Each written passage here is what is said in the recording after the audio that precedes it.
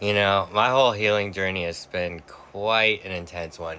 And it's morphed into also being a spiritual journey, a spiritual journey as well. I don't know why I get a Boston accent comes out of me sometimes. Anyway, I have learned quite a lot about myself, how I am, how I have been, and how I want to be now and going forward. To say the type of person that I was,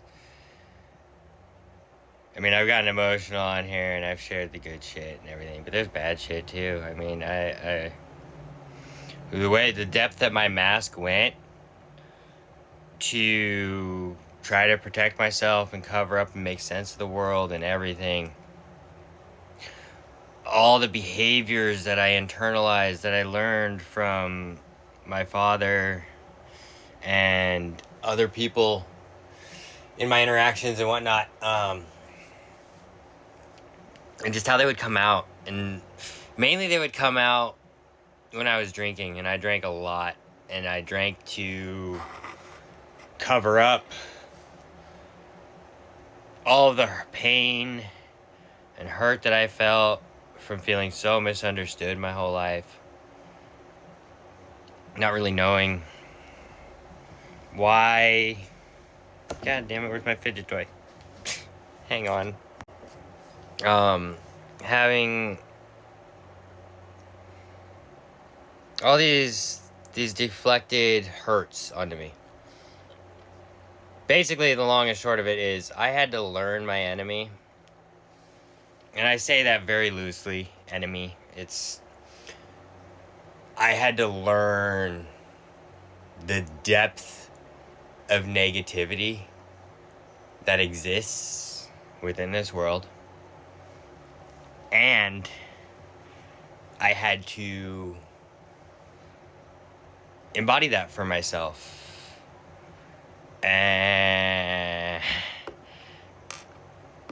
I didn't have to. I chose to. I chose to embody that for myself. But by choosing to embody that for myself, I was granted this journey I've been on to heal from all my past and make amends for what I've done. But really, really what it's been about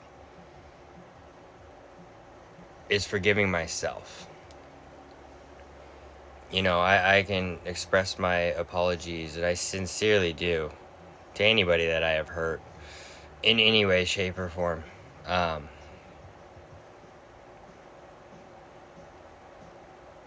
It happened. You'll either forgive me or you won't. That's not on me to decide. I have forgiven myself for them. That's on me to decide. That is the only thing that is within my power, is to forgive myself. So I quit beating myself up. I've been beating myself up my whole life. And I'm done beating myself up for shit. I really am. And I'm not going to beat up others, or I'm not going to make others feel less than anymore. I know in ways I've made people feel less than, but I've been coming to terms with that I don't believe that it was intentional most of those times.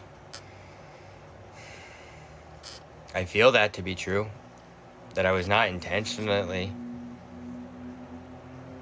My tone of voice might have come across because I was dysregulated and other things, whatever. However it came across, it doesn't matter. I know it came across poorly, but no conversation was had. And there was no room for conversation at the time. It's whatever. It's neither here nor there. It came from a hurt place. That's the long and short of it. Hurt people hurt people. And it is not being triggered when another is deflecting their hurt onto you. That's what it is. We cannot allow ourselves to be triggered by another. And if we are triggered, then that's a lesson for us to learn. It's a lesson for us to analyze what within ourselves are we uncomfortable with to where this is affecting us in a negative way. Why do we feel about ourselves in some way to make us feel triggered by this? That's the long and short of it. So, that's what my journey has been. I had to get to know the dark. I got to know the dark very, very well. I became very dark. I was not a nice person, but I was also a good person. It's very complex to describe it. Like the mask that I wore and that came through from the pain was a version of me that was trying to protect myself and didn't know any better and didn't know anything about healing and shit. So now that I've been able to face and look back on my own past, and then how other significant people, family members, have impacted me, have impacted their own children as it goes down the generational line, backwards and forwards, each direction, always. It's acknowledging what my role is to play here. And my role is to play here that it hurts me to say, and I love myself simultaneously. The hurt I cause people.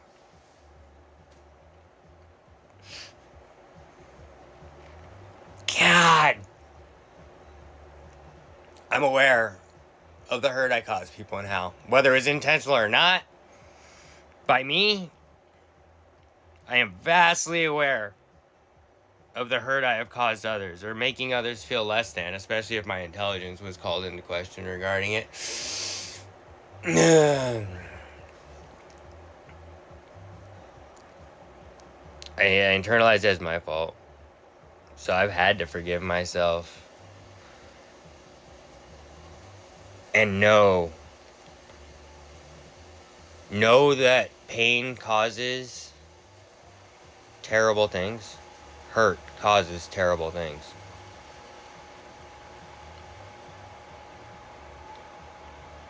If we didn't feel pain and hurt, if we felt the love and care that we all deserve, that would help a lot of shit. That would help a lot of shit out. So,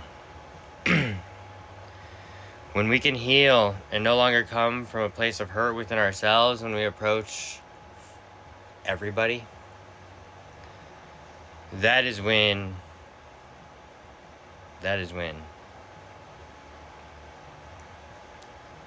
we can stop having pain and hurt exist in the world. The more we spread the love and kindness and compassion for fellows and don't respond in a reactive manner, we respond by listening actively, by truly hearing and coming to an understanding of where they're coming from. Even if we can't fully grasp it, just being there and accepting that it is their reality. We all just want to be seen and heard. That's the long and short of it. We all just want to be seen, understood, truly seen. So, that's why I continue to heal. That's why I continue to process through things. I've become addicted to healing, where I was addicted to substances to mask my pain rather than feel the pain and process through it and come out the other side. And things are still coming to light and whatnot, and it's a beautiful and terrible process all wrapped in one. But I feel a lot lighter. So I'm going to keep going. I'm going to keep doing it. And I'm going to keep talking on it. Speaking here on it. So yeah. That's that one.